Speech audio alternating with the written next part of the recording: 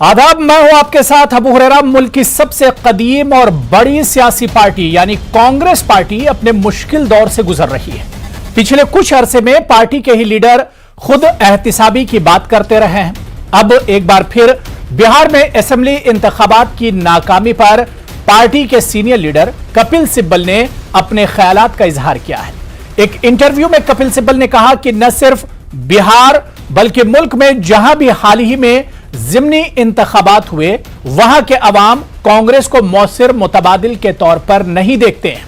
कपिल सिब्बल के मुताबिक बिहार में आरजेडी मुतबादिल थी, जबकि गुजरात असेंबली ज़िमनी इंतखाबात में भी हम एक भी सीट नहीं जीत पाए। उत्तर प्रदेश ज़िमनी इंतखाबात में भी कांग्रेस का मुजाहरा मायूस कुन रहा।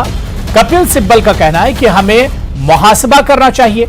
कपिल सिब्बल के मुताबिक पार्टी को मुश्किलात का सामना है और इसका हल भी इसे ही तलाश करना है।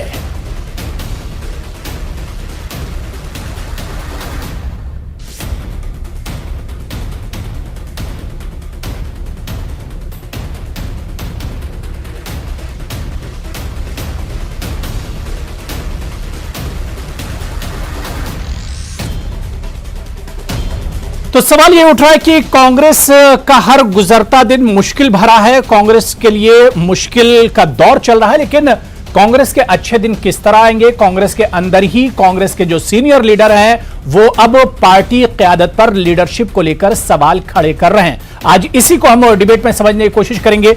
बहुत खास मेहमान मेरे साथ जुड़े हुए हैं। मेरे साथ ब्रिजमोहन श्रीवास्तव जी हैं, जो कि नेशनल तर्जुमान हैं और नेशनल सेक्रेटरी हैं एनसीपी के, मेरे साथ जुड़े हुए हैं। राजीव जेटली साहब तर्जुमान है बीजेपी के, वो भी इस डिबेट का हिस्सा हैं।